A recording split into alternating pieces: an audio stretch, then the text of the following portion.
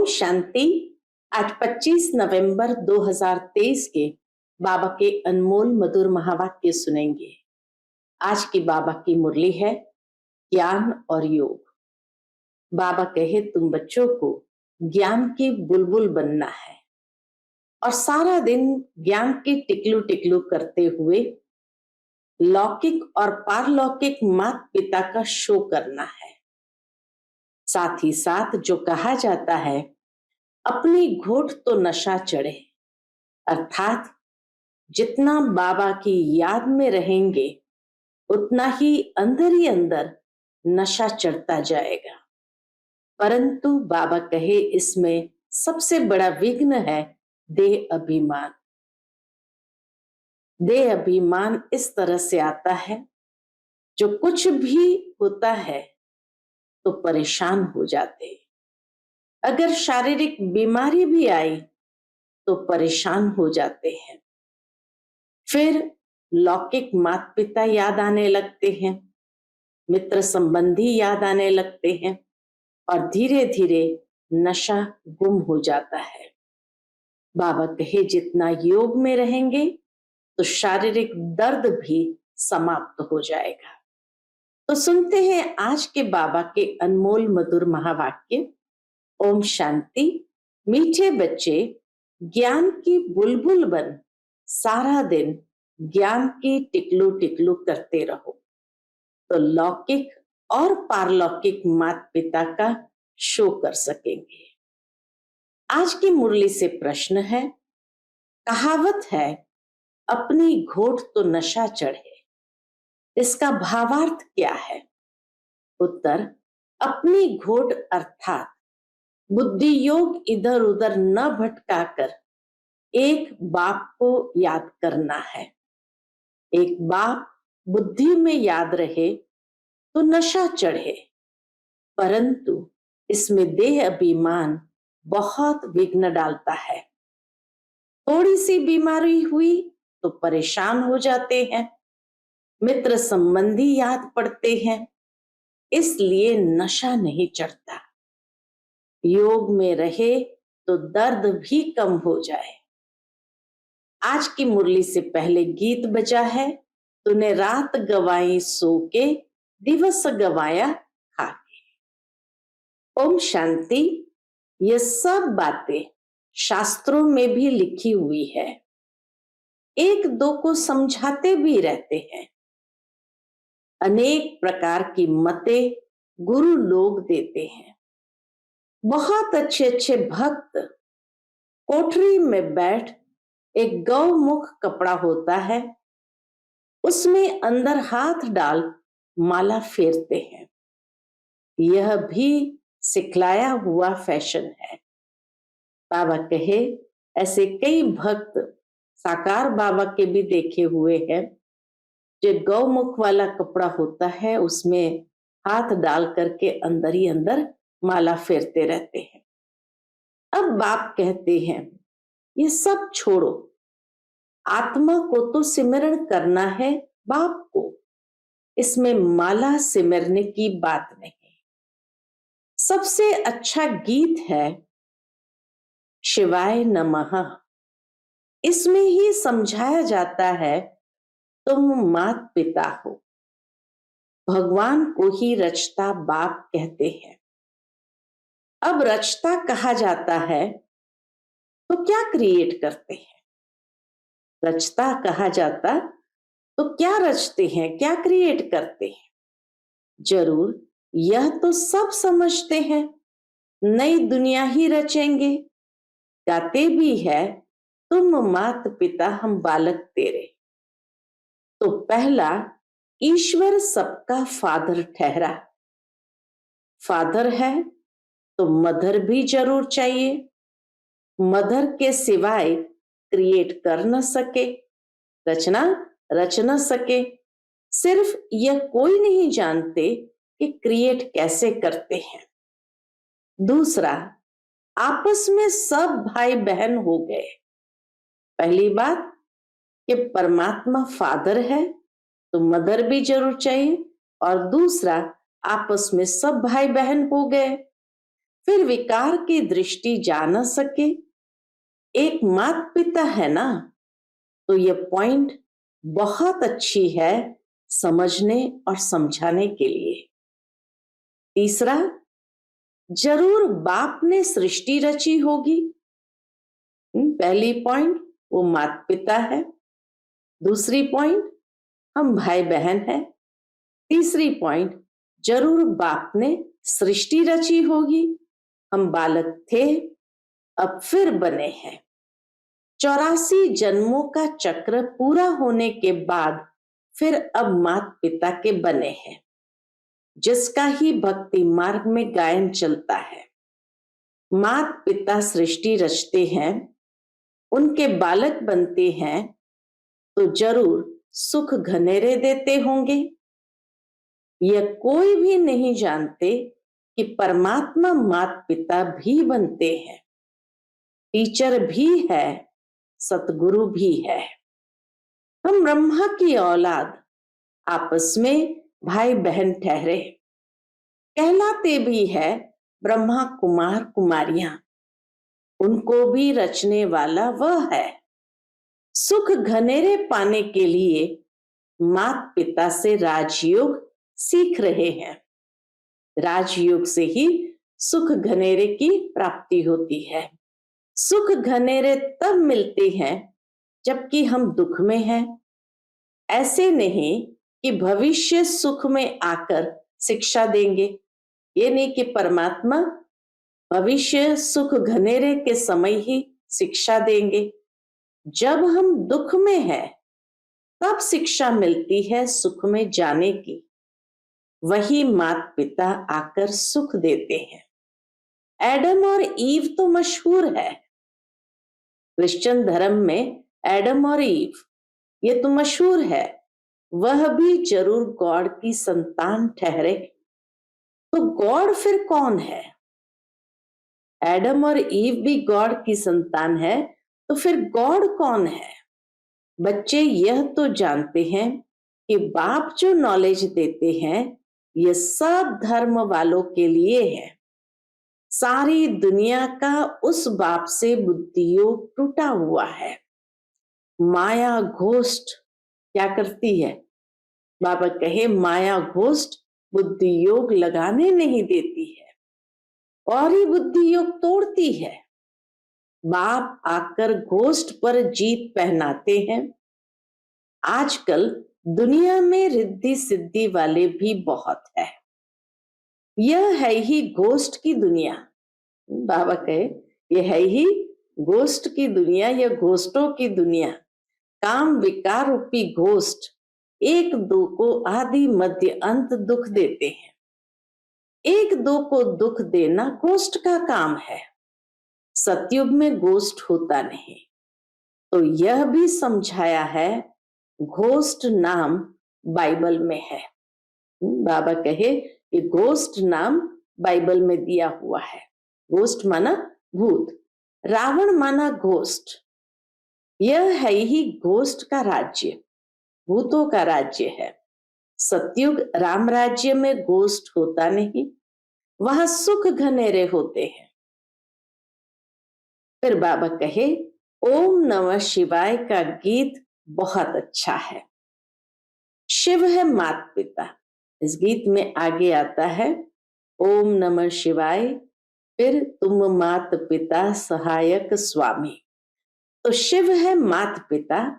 ब्रह्मा विष्णु शंकर को माता पिता नहीं कहेंगे, शिव को ही फादर कहेंगे। एडम ईव अर्थात ब्रह्मा सरस्वती यहां हुए हैं। वहां क्रिश्चियन लोग गॉड फादर से प्रार्थना करते हैं।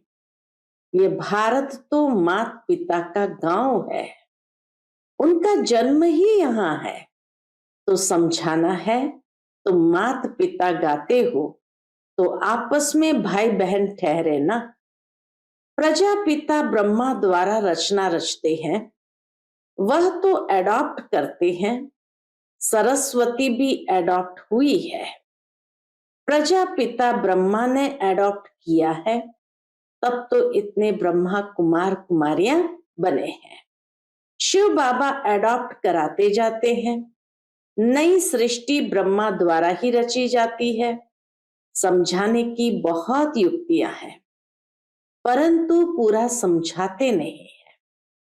बाबा ने बहुत बार समझाया है, ये शिवाय नमः का गीत जहां तहां बजाओ, हम मात पिता के बालक कैसे हैं, फिर उस पर समझाओ। वह बैठ समझाते हैं। ब्रह्मा द्वारा नई सृष्टि स्थापना की है। अब कलयुग का अंत है, फिर से सतयुग स्थापन कर रहे हैं। बुद्धि में धारणा करनी है। नॉलेज बड़ी सहज है। माया के तूफान ज्ञान योग में ठहरने नहीं देते हैं। बुद्धि चक्रित हो जाती है। हमेशा समझाना चाहिए, भगवान रचता तो सबका एक है। फादर तो सब कहेंगे ना, वह निराकार तो जन्म मरण रहित है। ब्रह्मा विष्णु शंकर को सूक्ष्म चोला है। मनुष्य 84 जन्म यहां ही लेते हैं, सूक्ष्म वतन में तो नहीं लेते। तुम जानते हो, हम माता पिता के बालक हैं। हम हैं नए बच्चे, बाप ने एडॉप्ट किया है। जब प्रजापिता ब्रह्मा है तो कितनी प्रजा होगी, जरूर एडॉप्ट किया होगा। ब्रह्मा को भुजाएं बहुत दिखाते हैं, अर्थ तो कुछ भी नहीं समझते। जो भी चित्र निकले हैं अथवा शास्त्र निकले हैं, ये सब ड्रामा के ऊपर आधार रखना पड़ता है। ब्रह्मा का दिन था, फिर भक्ति मार्ग शुरू हुआ, वह चला आ रहा है। यह राजयोग बाप ही आकर सिखलाते हैं। ये स्मृति में रहना चाहिए। कहते हैं ना, अपनी घोट तो नशा रहे, परंतु बुद्धि योग बाप के साथ चाहिए। यहां तो बहुतों का बुद्धि योग भटकता रहता है, पुरानी दुनिया के मित्र संबंधी आदि के तरफ, या देह अभिमान में फंसे रहते हैं। थोड़ी बीमारी होती है, परेशान हो जाते हैं। अरे योग में रहेंगे तो दर्द आदि भी कम होगा। योग नहीं तो बीमारी आदि कैसे छूटे। योग से ही तो पास्ट के विकर्म विनाश होते, और उसी से तो बीमारी छूटती जाएगी। ख्याल करना चाहिए, माता पिता जो नंबर 1 पावन बनते हैं, वही फिर सबसे जास्ती नीचे उतरते हैं। उनको तो बहुत भोगनी पड़े।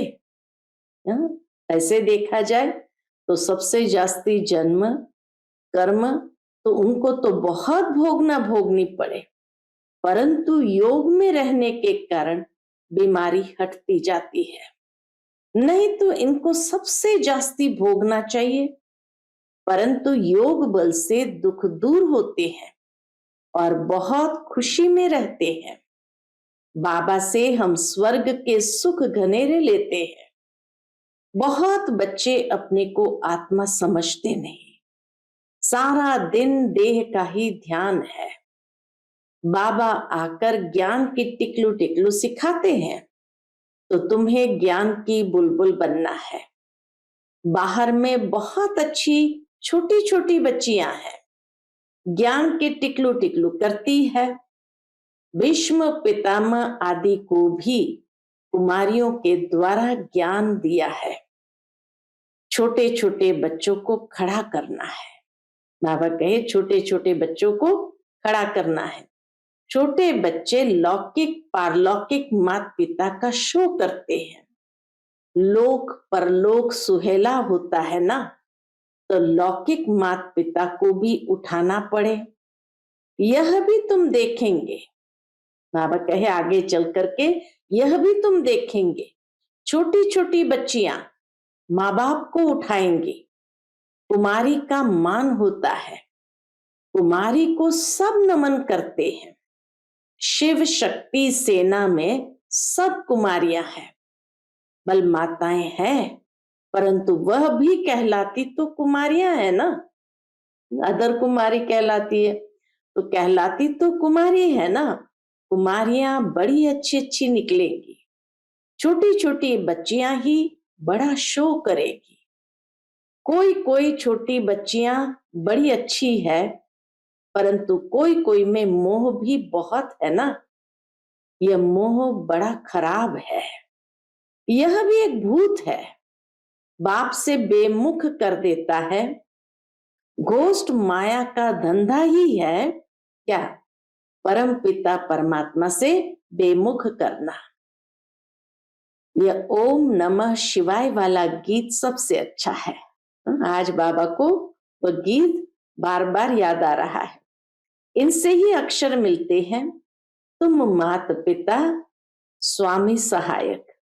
अक्सर करके राधे कृष्ण के मंदिर में जोड़ा ही दिखाते हैं। गीता में श्री कृष्ण के साथ राधे का नाम है ही नहीं। श्री कृष्ण की महिमा अलग है, सर्वगुण संपन्न, 16 कला संपूर्ण, संपूर्ण निर्विकारी। और शिव की महिमा अलग है। दोनों की महिमा में बहुत बड़ा अंतर है। शिव की आरती पर कितनी महिमा गाते हैं, अर्थ कुछ भी नहीं समझते, पूजा करते करते थक गए हैं। तुम जानते हो, मम्मा बाबा और हम ब्राह्मण सबसे जास्ती पुजारी बने हैं। अभी फिर आकर ब्राह्मण बने हैं, उनमें भी नंबरवार है।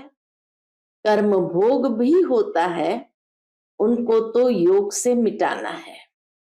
देह अभिमान को तोड़ना है। बाप को याद कर बहुत खुशी में रहना है। मात पिता से हमको बहुत सुख घनेरे मिलते हैं। ये ब्रह्मा कहेंगे ना, बाबा से हमें वर्षा मिलता है, बाबा ने हमारा रथ लोन लिया है।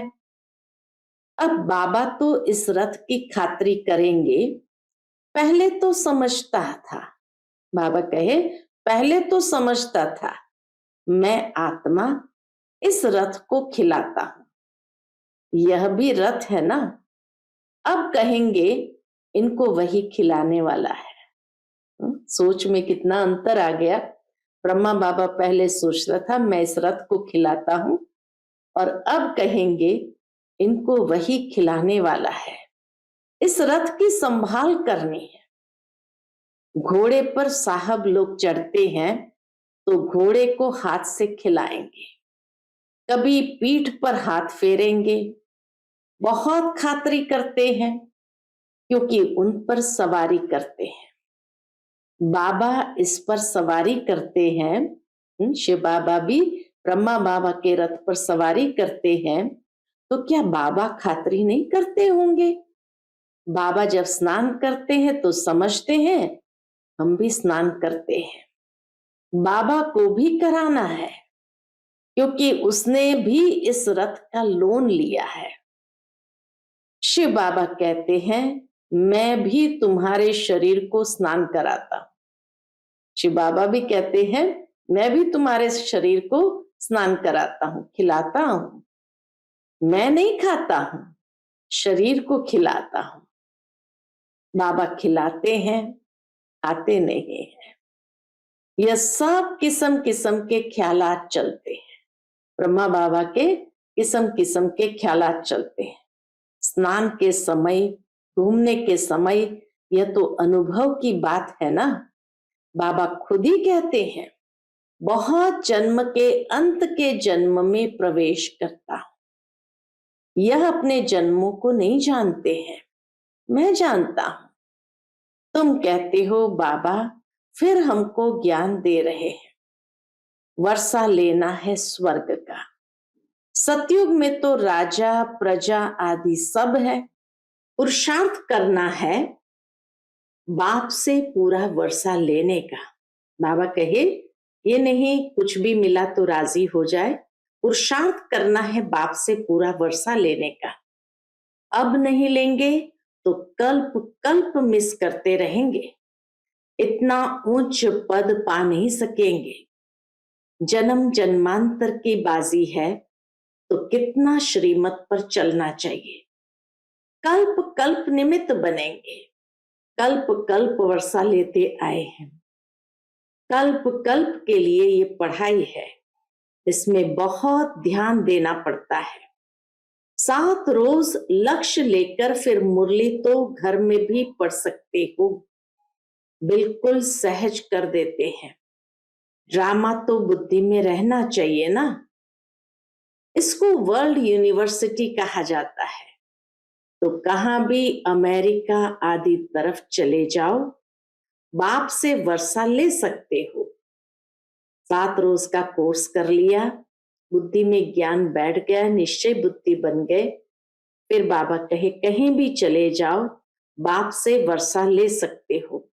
सिर्फ 1 हफ्ता धारणा करके जाओ। भगवान के बच्चे हैं तो भाई बहन ठहरे ना। प्रजापिता ब्रह्मा है तो उनके सब बच्चे आपस में भाई बहन ठहरे। जरूर गृहस्थ व्यवहार में रहते आपस में भाई बहन होकर रहेंगे तो पवित्र हो रह सकेंगे। बहुत सहज है। बाबा युक्ति बताते हैं कैसे पवित्रता को अपनाना है। बाबा कहे बहुत सहज है। अच्छा, मीठे मीठे सिकिलते बच्चों प्रति माता पिता बाप दादा का याद प्यार और गुड मॉर्निंग। रूहानी बाप की रूहानी बच्चों को नमस्ते। हम सभी रूहानी बच्चों की रूहानी माता पिता बाप दादा को याद प्यार गुड मॉर्निंग और नमस्ते नमस्ते। शुक्रिया बाबा, शुक्रिया। आज की मुरली से धारणा के लिए मुख्य सार है। पहली पॉइंट, स्वयं को माया घोष्ट से बचाने के लिए ज्ञान योग में तत्पर रहना है। मोह रूपी भूत का त्याग कर बाप का शो करना है। ज्ञान की टिकलू टिकलू करनी है। दूसरी पॉइंट, पढ़ाई पर पूरा ध्यान देकर बाप से वर्षा लेना है। कल्प कल्प की इस बाजी को किसी भी हालत में गंवाना नहीं है। आज का बाप दादा का मधुर वरदान हम बच्चों के प्रति है। समय प्रमाण रूप बसंत, अर्थात ज्ञानी व योगी तो आत्मा बनने वाले स्वशासक भव। समय प्रमाण रूप बसंत, अर्थात ज्ञानी व योगी तो आत्मा बनने वाले स्वशासक भव। जो स्वशासक होते हैं वह जिस समय चाहे रूप बन जाए और जिस समय चाहे बसंत बन जाए। दोनों स्थिति सेकंड में बना सकते हैं। ऐसे नहीं बनने चाहे रूप और याद आती रहे ज्ञान की बातें। सेकंड से भी कम टाइम में फुल स्टॉप लग जाए। पावरफुल ब्रेक का काम है, जहां लगाओ वहां लगे। पावरफुल ब्रेक का काम है, जहां लगाओ वहां लगे। इसके लिए प्रैक्टिस करो कि जिस समय जिस विधि से जहां मन बुद्धि को लगाना चाहे वहां लग जाए। ऐसी कंट्रोलिंग व रूलिंग पावर हो। ऐसी कंट्रोलिंग व रूलिंग पावर हो। आज का स्लोगन है, शांति दूत वह है जो तूफान मचाने वालों को भी शांति का तोहफा दे। शांति दूत वह है जो तूफान मचाने वाले को भी शांति का तोहफा दे। फिर मातेश्वरी जी के मधुर महावाक्य है। टाइटल है, मनुष्य आत्माओं की परमात्मा से मांगने और प्राप्ति। तुम मात पिता हम बालक तेरे, तेरी कृपा से सुख घनेरे। अब यह महिमा किसके लिए गाई हुई है? अवश्य परमात्मा के लिए गायन है, क्योंकि परमात्मा खुद माता पिता रूप में आए इस सृष्टि को अपार सुख देता है। जरूर परमात्मा ने कब सुख की सृष्टि बनाई है, तभी तो उनको माता पिता कहकर बुलाते हैं। परंतु मनुष्य को यह पता ही नहीं कि सुख क्या चीज है। जब इस सृष्टि पर अपार सुख थे तब सृष्टि पर शांति थी, परंतु अब वो सुख नहीं है। अब मनुष्य को यह चाहना उठती अवश्य है कि वो सुख हमें चाहिए। फिर कोई धन पदार्थ मांगते हैं, कोई बच्चे मांगते हैं, कोई तो फिर ऐसे भी मांगते हैं कि हम पतिव्रता नारी बने, सदा सुहागन बने। चाहना तो सुख की ही रहती है ना। तो परमात्मा भी कोई समय उन्हों की आश अवश्य पूरी करेंगे। तो सतयुग के समय जब सृष्टि पर स्वर्ग है तो वहां सदा सुख है, जहां स्त्री कभी दुहागिन, एक सुहागिन दूसरा दुहागिन यानी विधवा नहीं बनती। तो वो आश सतयुग में पूर्ण होती है जहां अपार सुख है। बाकी तो इस समय है ही कलयुग। इस समय तो मनुष्य दुख ही दुख भोगते हैं। अच्छा, Om Shanti. Piece of mind channel को लाइक करें, सब्सक्राइब करें और हमारी लेटेस्ट वीडियोस देखने के लिए बेल आइकन को प्रेस करें।